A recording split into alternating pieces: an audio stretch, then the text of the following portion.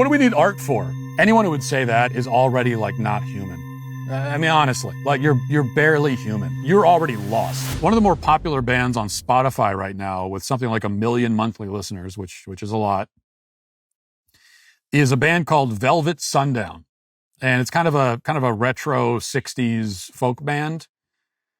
The only problem with this band, it's like one small problem, is that it doesn't actually exist. It isn't real. It's AI, and many of their monthly listeners don't know that. And didn't know that until this was all revealed.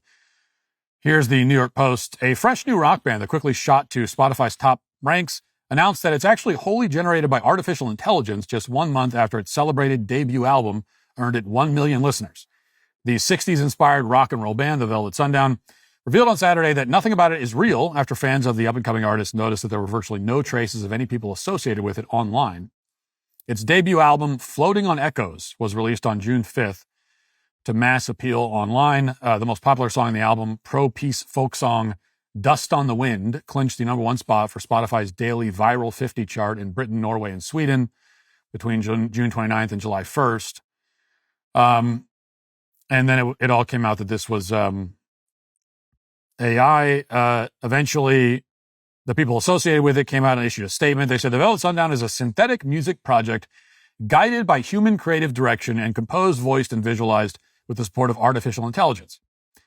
This isn't a trick, it's a mirror, an ongoing artistic provocation designed to challenge the boundaries of authorship, identity, and the future of music itself in the age of AI. Okay, so it's a synthetic music project, which means that it's fake, which means that it's, because it's AI, it's not real. Now, because I know you're curious, we'll play just a little clip of this fake band's hit single, Dust on the Wind. Here it is. Dust on the wind, boots on the ground, smoke in the sky, no peace found.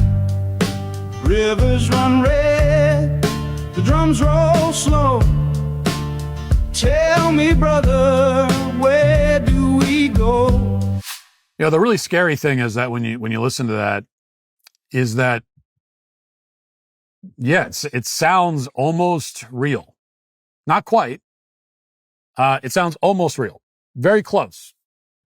The lyrics to me still sound AI generated. The lyrics to me sound like if you went to ChatGPT and asked it to spit out lyrics to a 60s folk rock anti-war song. It's what you would come up with. But everything else could easily be human, right? The instrumentals, the melody, the vocals in particular sound human. And that's a very scary thing, because this is where we are right now. Where will we be a year from now? Or 5 years from now? What about 10 years from now? Everything will be fake. That's where we're going to be. Everything will be AI. We will, 10 years from now, we'll be begging for another Hank Johnson tune, because at least it's human, sort of. Now, is that actually a problem? Is it really a problem to have music generated by AI? This is the question that a lot of people ask. But it's not, it shouldn't be a question, because the answer is yes. Okay, yes, it's a massive problem. It is, to me, obviously a massive problem. And I get actually really angry at the morons who just shrug their shoulders at this sort of thing, shrug their shoulders at all the many threats posed by AI, and say, oh, well, it's fine. What do you mean? This is what they said about the printing press? Right, because we're going to draw. This is just like the printing press. The printing press, which was a new technology that you use to produce the written word, to write, as opposed to this technology, which just does everything for you. Right? It's like went from horse and buggy to cars, and that was just a new way to drive. There was a new way to get around. It was a new way for humans to transport themselves from place to place. And then you end up with, but now you have self-driving. And so you're just taking the human being out of the equation entirely. And that's what's happening here. And I get annoyed at the people who dismiss the problems, because it's very clear to me that we're walking straight into a dystopian nightmare. And 10 years from now, all of these clueless morons who didn't see the problem are going to be looking around as usual, because this is how it always goes. They're going to be looking around at what their lives have become and saying, hey, what happened? Man, this all came out of nowhere. No, it didn't. You idiots. It was right in front of your face for years. Big thanks to Bearskin for sponsoring today's show. They sent me their heavy storm rain jacket and hoodie combo, and after testing it out, I can confidently say this is the jacket right here. I'm not putting it on because it's 900 degrees in the studio right now, and I don't want to just pour sweat through this whole ad read, but here's the jacket. It's a great jacket. It folds down into its own stash pocket as well. Takes almost no space in your backpack or pocket, and it's a total game changer in heavy or light rain. This thing is fully waterproof. That's because it's got fully taped seams, silicone sealed zips, adjustable cuffs, and the hood is designed to not allow any water near your face. And it's not just any old jacket either. It's also got 5 waterproof pockets, so all your gear stays dry. Whether you're hiking, fishing, biking, or getting caught in a storm on your morning commute, this is a crucial rain jacket that you need. I just wore this over the weekend because I was fishing in the rain. Rain is one of the best times to fish, as long as the rain's not too heavy. Like a light rain is in perfect conditions. Anyway, and here's the best part. It actually zips into the bearskin hoodie, turning both into a 3-in-1 all-weather system. So your fleece stays warm and dry underneath, and you stay comfortable and dry on the outside. So when you order your bearskin rain jacket, you'll get fast delivery and free shipping from within the U.S. To get yours for 6% off, just text MATT to 36912. Even if you're busy right now, do it anyway. Text MATT to 36912, and they'll send you a link so you can lock in your discount for later. You don't want to miss out on this jacket. It's a beautiful jacket. If you go outdoors, rain or shine, as I hope everyone does at least sometimes, text MATT to 36912 and get 60% off the most badass rain jacket on the market. It was right in front of your face, and people tried to warn you about it, and you were too stupid to listen to them. And so now here we are. Look, I mean, there are 2 points here that should clarify things for us. And number one, if we want to try to illuminate the problems here, number one, art is an essential aspect of human existence. Human beings have been creating art since the beginning of civilization, since before civilization. It's what makes us human.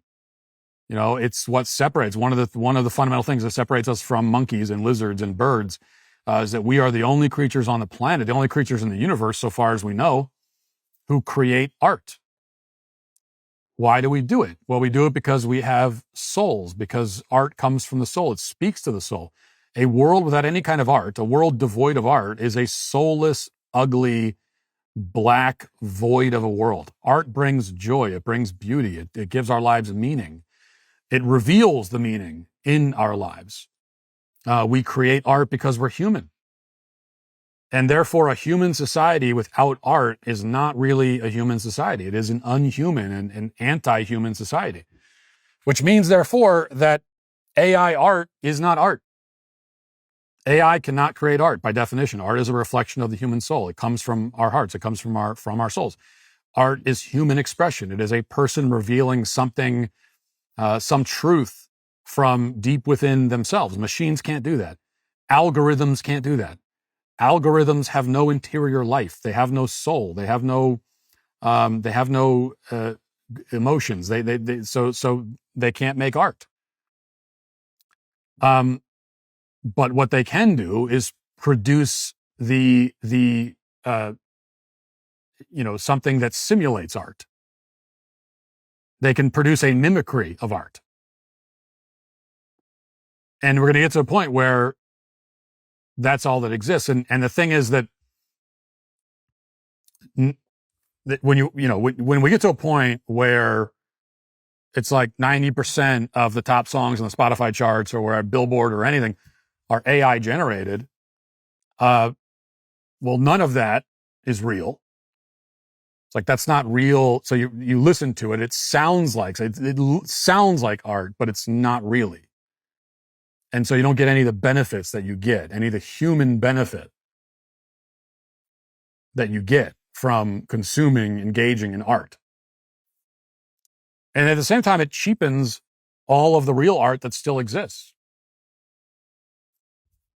Like the moment that AI can take over and just do this, that you can go to you can just plug a prompt in, make me a 60s folk anti-war song, boom, spits it out in half a second.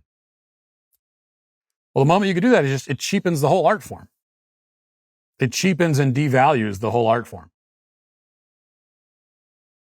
And then you have, kids. It's like we've had basically one generation, I don't know, 1.5 generations of kids who grew up in the internet age, and that like they never knew a world where people didn't have the internet in their pocket walking around. And you look at what that's done to that generation of kids, how screwed up it's made them. Well, now we're going to have a generation of kids who don't know a world without AI. Like AI is just going to do everything. They're not going to know what it's like to not have that. Are any of those kids going to bother to like pick up a guitar or sit down at a piano?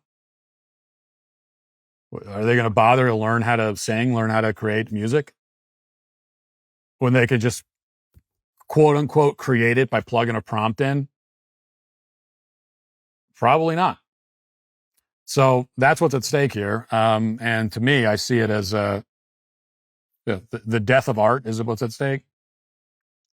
And anyone who doesn't see the problem with that, if I have to explain it anymore, anyone who would say, "What's the problem? What do we need art for? What do we need art for?" Anyone who would say that is already like not human. I mean, honestly, like you're barely human if you don't, if that thought is in your mind already. Like you're already lost. The machines have taken you. You are a machine. Like you are basically AI. I mean, it's like I don't know, we were on vacation. We went out to the mountains, and we're up in the mountains, and we're looking at this beautiful the horizon. And it's just mountains and green, and anyone who would look at that and say, "What do you need that for? Beauty? Who cares?" Anyone who would say that is barely human. You're barely human. You barely have a soul. And if you have that attitude about art and the potential death of art, then you barely have a human soul already. And I can't help you. If you'd like to see what else I have to say, you can access my full show by going to dailywire.com or by going to the Matt Walsh Show Twitter page. Hope to see you there. Godspeed.